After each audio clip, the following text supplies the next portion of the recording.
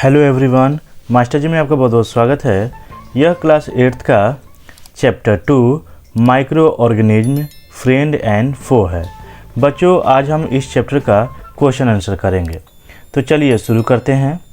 सबसे पहले यहाँ फिल इन द ब्लैंक्स दिया हुआ है क्वेश्चन नंबर 1 में। ए में क्या लिख रहा है? Micro organism can be seen with the help of a. बताइए क्या आंसर होना चाहिए? इसका सही आंसर माइक्रोस्कोप हो जाएगा। क्या होगा? Microscope. B number, blue green algae fix nitrogen directly from air and enhance fertility of soil. इसका आंसर नाइट्रोजन हो जाएगा। C number, alcohol is produce with the help of yeast. Okay. D number, cholera is caused by bacteria. किस bacteria का नाम है वो? बताइए क्या होगा वो बैक्टीरिया का नाम? वाइब्रियो कोलेरा हो जाएगा। Okay. Next move to the second question. Tick the correct answer. इसका क्या सही हो जाएगा बताइए ज़रा पढ़ के। यहाँ देख लेते हैं क्या क्या दिया हुआ है।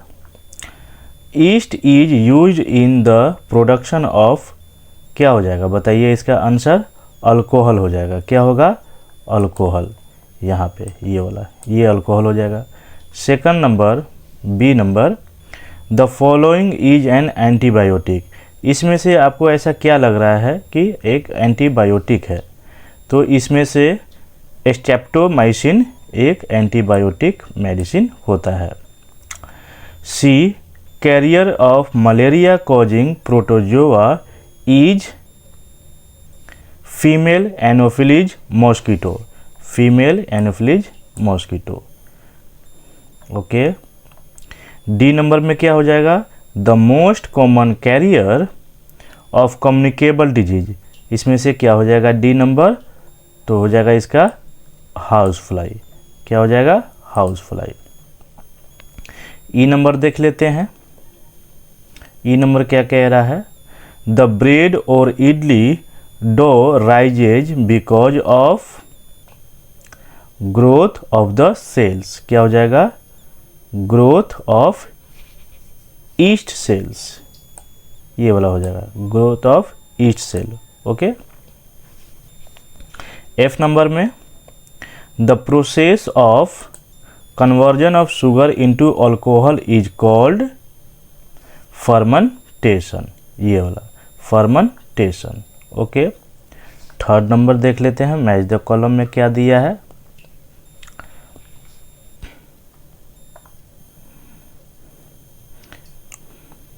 ये देखिए यहाँ पे ये जो दिया हुआ है, बैक्टीरिया का क्या हो जाएगा? बैक्टीरिया का ई नंबर हो जाएगा कॉजिंग कॉलेरा। क्या हो जाएगा इसका? Causing cholera. Second number, rhizobium. Rhizobium का क्या हो जाएगा? ए नंबर, फिक्सिंग नाइट्रोजन। ये क्या करता है? एनवायरनमेंट से ऑब्जर्व करता है और सोइल को ट्रांसफ़र करता है। Fixing nitrogen. लैक्टोबैसिलस आपको क्या समझ में आ रहा है? लैक्टोबैसिलस एक बैक्टीरिया था जो कि दूध से दही में कन्वर्ट करता है। लैक्टोबैसिलस यानी सेटिंग ऑफ कर्ड। इसका क्या हो जाएगा? Setting of curd. Yeast, yeast क्या करता है? ईस्ट का हो जाएगा baking of bread. C number. Protozoa, protozoa का क्या हो जाएगा? Causing malaria. Causing malaria. और ये वायरस का क्या हो जाएगा? एड्स हो जाएगा। ओके। अब क्वेश्चन नंबर 4 की तरफ हम बढ़ते हैं कि क्या पूछा जा रहा है। Can micro organism be seen with the naked आई। यानी माइक्रो ऑर्गेनिज्म को बिना किसी सहारे से यानी नंगी आँखों से देखा जा सकता है क्या?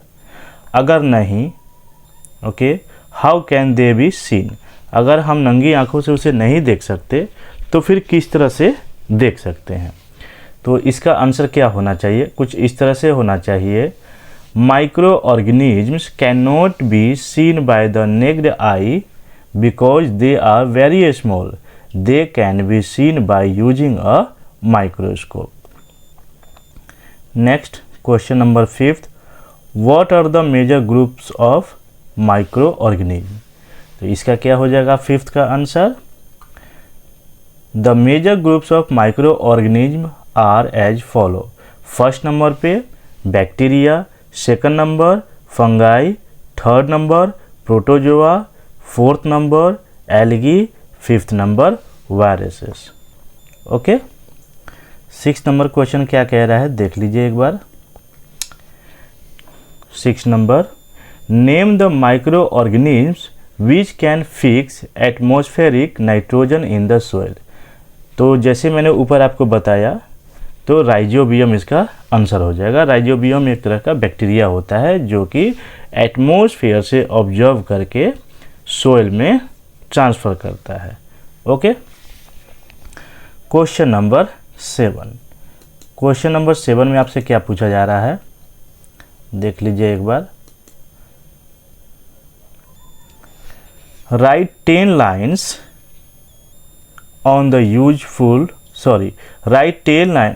write 10 lines on the usefulness of microorganism in our leaves। यानी माइक्रो ऑर्गेनिज्म का कोई 10 लाइन आप लिख के बताइए जिसका इस्तेमाल सही मायने में किया जाता है। ओके, तो इसका आंसर कुछ इस तरह से हो सकता है। पहले नंबर पे क्या हो जाएगा, bacteria like lactobacillus convert milk into curd. Second number, bacteria are also involve in the making of cheese. Third number, acetobacter aceti is used for producing acetic acid from alcohol. Fourth, next number, yeast is used in the commercial production of alcohol, wine and bakery products. इस तरह से आप सभी को एक का करके आप पढ़ लेंगे तो आपको समझ में आ जाएगा। अगर आप चाहें तो इसका स्क्रीनशॉट भी ले सकते हैं। दूसरे क्वेश्चन पे चलते हैं। Question number 8। क्वेश्चन नंबर 8 क्या कह रहा है समझिए इसको।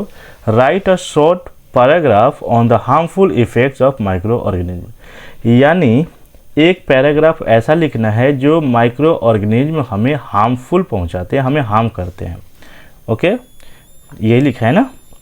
तो इसका आंसर कुछ इस तरह से हो जाएगा, microorganism cause disease in the plants and animals. For example, cholera in the humans is caused by bacteria called Vibrio cholera. In animals, the virus causes foot and mouth diseases. Microorganisms spoil food by decomposing the food material. Some microorganisms spoil leather and clothes. Microorganisms are also responsible for food poisoning. जैसे कि हमने ऊपर chapter में second part में पढ़ा था। Next जो last question है ये आपसे क्या पूछा जा रहा है, व्हाट आर एंटीबायोटिक्स। यानी एंटीबायोटिक्स क्या होता है और इसका लेने का जो सही तरीका है वो क्या होना चाहिए, नहीं इसका प्रिकॉशन क्या होना चाहिए। What precaution must be taken while taking antibiotics. तो इसका आंसर कुछ इस तरह से होगा, केमिकल एजेंट्स दैट किल और stop the growth of diseases causing microorganisms are called antibiotics. Antibiotics should be taken only on the advice of a qualified doctor. Also, one must complete the course prescribed by the doctor. Okay? तो इस तरह से आपका ये section भी complete हो जाता है। अब तो इसमें कुछ खास है ही नहीं। ओके, आप एक एक करके इसी तरह से आंसर याद कर लेंगे, ज़्यादा मुश्किल नहीं है। आप चाहें तो वीडियो के बीच से स्क्रीनशॉट लेकर आंसर कर सकते हैं। तब तक के लिए बच्चों नमस्कार।